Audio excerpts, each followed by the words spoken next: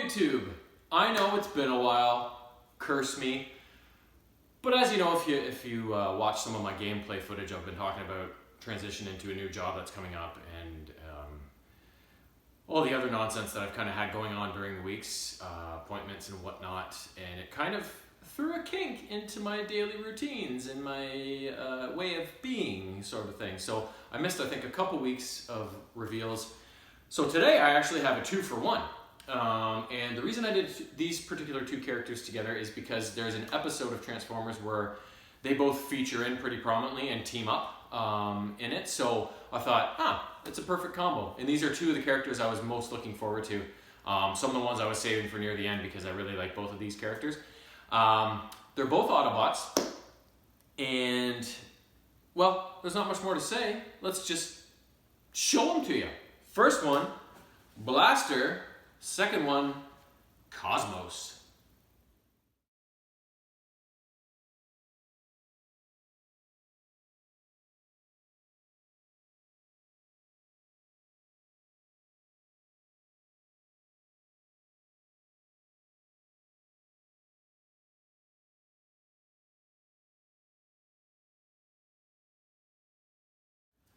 We'll start with Blaster. Blaster transforms into a tape deck, a ghetto blaster, if you will, from if you know the 80s lingo. And he was kind of Soundwave on the Decepticon side, kind of his counterpart, his the yin to his yang, or whatever you want to call it. They both manipulating sound and that sort of thing was kind of their strength. And Blaster was also like the Autobot Jazz. Jazz loved loud earth rock and roll music. I just spit somewhere. And Blaster was very much the same. He loved to immerse himself in the earth culture, especially when it came to the music, and loved to play music loud and share it with everybody, his fellow Autobots, whether they wanted it to be shared with them or not. As for Cosmos, Cosmos is a smart, fast, agile little bot, even despite his kind of more rotund appearance, because he is a UFO. So, like I said, very fast, very maneuverable, and one of the few Autobots who is capable of, reaching space for long haul kind of space flights and stuff. So he's a funny little guy, friendly little guy, but he's also lonely because due to his alt form and the nature of his abilities, he's oftentimes in orbit above the Earth, watching the happenings of what's going on down below. Most of the times, of course, searching for Decepticon activity and trying to cut things off before they even start, but also observing the Earthlings and what they do, to kind of entertain himself and that sort of thing. So, like I said, very capable little bot, but removed from the Autobot team for the most part, for most of the time. So, I'm going to show you some clips right now from that episode that I mentioned. It's called Blaster Blues. And in it, Blaster gets in trouble at the start of the episode for blasting his music too loud and broadcasting it to all of his counterparts, and it interferes with them monitoring some Decepticon activity, I believe. So Prime gets mad at him and then sends him up into space with Cosmos to ride along with him and monitor for Decepticon activity. And they eventually end up finding some on the moon, and they get captured. And then after the Autobots figure things out and arrive to rescue them, Blaster's loud music kind of helps him save the day in the end. Him and Cosmos save the day. So the clips are kind of neither here nor there throughout the episode. You don't really get a full idea of what happens, but it's enough to show both bots in both of their modes and get a sense of their voice and how they looked and how they moved and just their overall general appearance. So let the camera roll.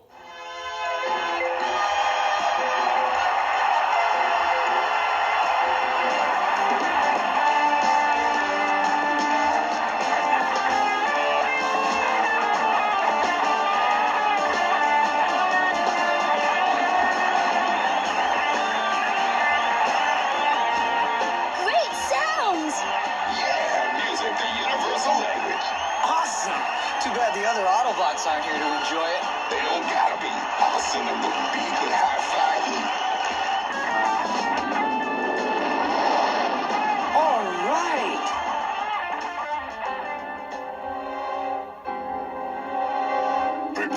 target practice. Omega Supreme, always prepared. Yeah! My audio receptors. What is that noise? Humans call it music. Not this human. Sounds all right to me.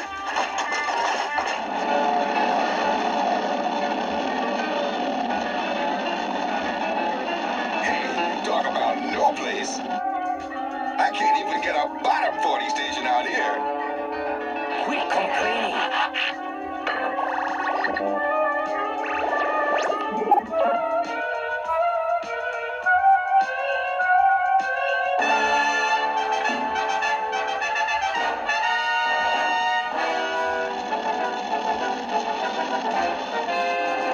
Bingo. Finally, some action. I'll get it all down on tape. Switching off engines and coasting. Checking recording levels. This will jam the airways between here and Earth. Autobot spies! Astro train, clear the area of all foreign debris. You got it, Megatron. Uh-oh, they spotted us. Me and my big woofer, let's fly.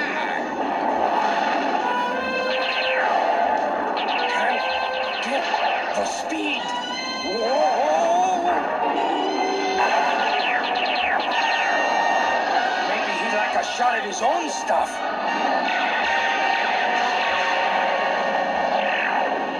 I can't find him anywhere. He found us. Can't you do anything? Not anymore. The Transformers will return after these messages. We now return to the Transformers. So, Optimus Prime sent you to eavesdrop on our plans to conquer the Earth, did he? Astro Train, weld him into place. He will make an excellent trans-scrambler. And this otherwise useless piece of scrap will serve as a power booster. There. Starscream, Thundercracker, return to Earth. Hey, what's going on? Is this your idea of a joke? The fun has begun. You have won for now.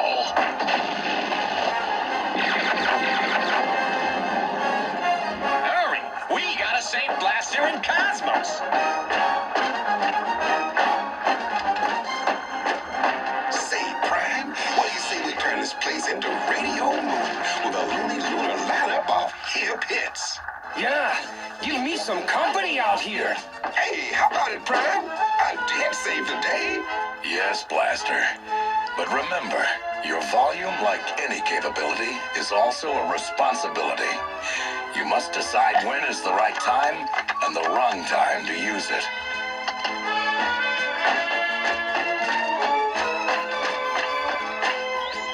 Blaster! Hey, Prime, dig the decimals. So like I said, not the best Eclipse, but enough to get a sense of these two characters. These toys, these updated toys, look pretty sweet. The G1 toys, let's have a look at those right now. We'll start with Blaster and then do Cosmos.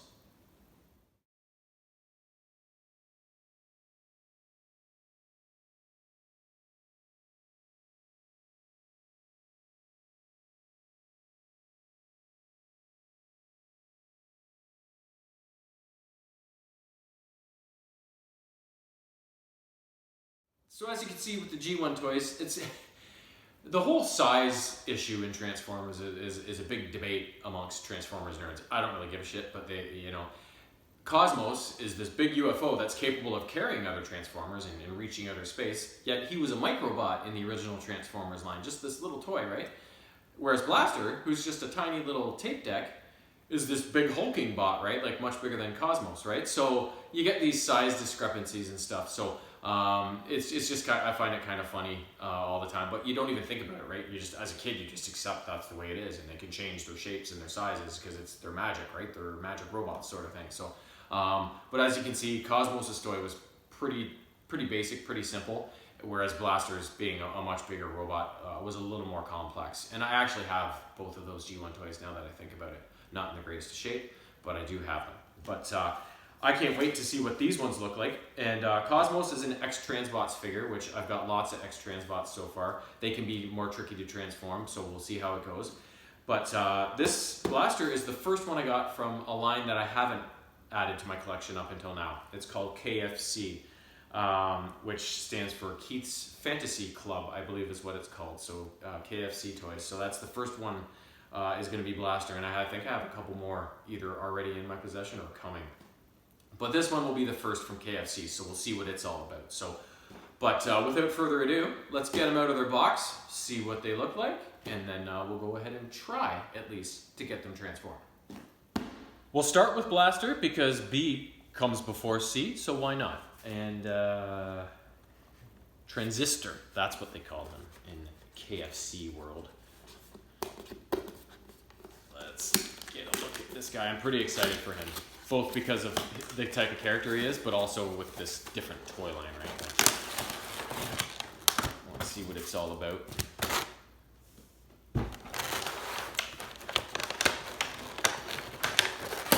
Seems to come with a lot of accoutrements, if you will.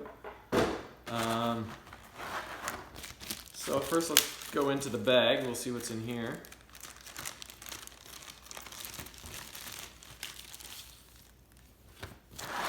We have got a screwdriver with a couple heads. Ah, okay. I see what they've done here. And another little blue piece. So Blaster, like I said with Soundwave, he's kind of his counterpart. He comes with one of his cassettes called Eject. So that's who those little faces are for. So much like Soundwave, he has kind of a cassette army sort of thing, right? Yeah, so there's Eject's instructions, and there is, Blaster's, which is also a comic book. That's pretty cool. Oh, I'm liking this. Okay, so there's Eject in cassette mode. Blaster's, twin Blasters. We got some sort of head that looks more of like a fighting head, an angry fighting head. A couple of woofers. And then it looks like these must be Eject's little golden blasters. Not so much blasters, let's call them pistols, so to speak. Blaster. He's looking pretty awesome. That's a pretty solid robot mode right there, if I do say so myself. So far, I gotta say, just from initial glance and all the little extras that came with it, is I'm enjoying the KFC. I'm enjoying the KFC and not the Kentucky Fried Chicken, because that shit is gut rot right there. But yeah, Blaster's looking pretty sweet. Loose part back there, but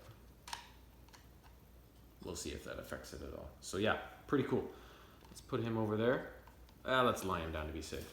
And we'll get into Cosmos, the next of my X-Transbots. Or as they call him here, Klaatu. Sounds like a good outer space name. Klaatu.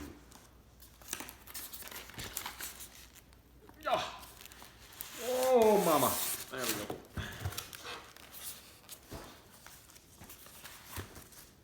As per the usual,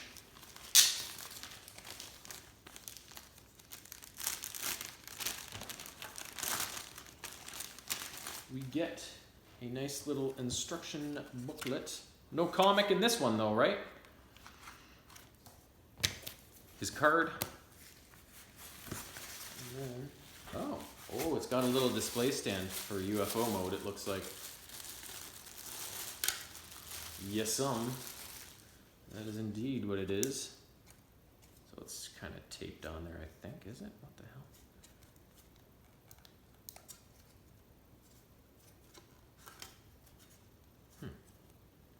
it's stuck in there pretty good. But either way, I'm not going to be displaying him in UFO mode, so forget about it. Now, tape. That's why. Oh, and it's got this thing from one of the episodes where they have to fight these alien vine things. Oh, there's more of the stand.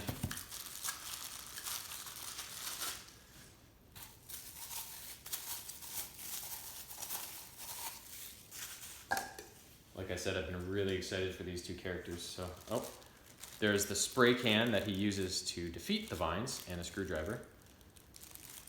He's got the same kind of part as Blaster did. I wonder if they're the same company. It's interesting. And they're kind of wrapped and packaged the same. Anyways, here he is. Oh, he's heavy too. I think there's some metal in here. Oh, that's awesome. Look at that. Sweet, sweet Cosmos. Oh, I love him.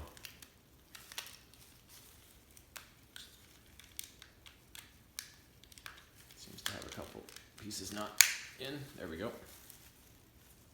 There's his head right there. So I'm guessing these two guys are going to be fairly easy to transform. I've said that before, and sometimes I've been right. Other times I've been wrong. But let's get them into their other modes, and then, Jesus, styrofoam, I hate it. I hate it. Get off of me. Get off of me. Ah! Anyways, we'll get them into their other modes, and we'll have a look at them all around.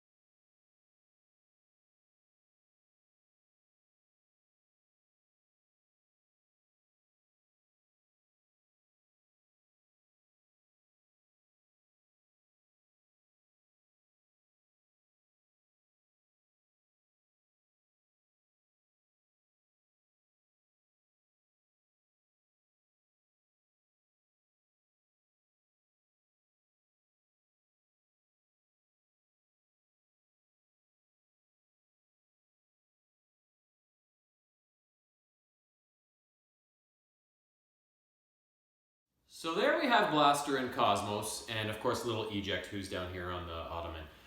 I love both of these. The KFC toys, as you can see in the transformation, I didn't quite get Blaster into Ghetto Blaster mode. I got pretty far into it, I was almost done, and then just bringing the legs up and around and fitting them into the sides of the whole machine, they were too tight in. There was too little space. They had to come out and elongate a little bit to fold up properly and have the right spacing, but I couldn't figure out just exactly how to do that, and the instructions weren't very forthcoming on that, so I was just like, you know what, I'm gonna abort this before I break them, because I do like this figure a lot, but with KFC toys, it's all plastic, and it's not quite as good a construction as, say, X-Transbots or Masterpiece, but it's still really good, but it's not quite the same quality. So, you know, Cosmos weighs as much as Blaster does, and he's half the size, right? So this one it's quality, but it's not high quality like these this brand is. So I love this figure. You could tell it was gonna look awesome in Ghetto Blaster mode, but it didn't quite pan out. But he looks amazing. His figure's amazing. Cosmos. This is one of my new favorites. I love the Cosmos character. He is really one of my faves for being such an obscure, little, kind of funny guy. And in his alt mode being a little UFO, like a little pot-bellied UFO. He's so funny. It's such a different kind of character, and I always really liked him in the show. And this toy is amazing. It's heavy, it's quality, It was fairly easy to transform, other than a couple things that made me scratch my head for a sec. And the paint job is amazing. It's got this deep green, but it's also got a bit of a metallic kind of sheen in there, which makes it look like this thing pops, right? And like I said, he's really heavy. His balance is really good, and just such a very accurate ode to a really cool character who probably doesn't get as much love as he should. So here we have Blaster and Cosmos set to hit the shelf. Hope you enjoyed it, and next week I have off between my jobs, so I hope to get another character in the books next week, but I plan on doing absolutely zero next week, almost, other than a bit of Christmas shopping, but my plans always have a way of not working out quite how I planned. So hopefully I get another character uploaded. If not, pray for me. Toodles.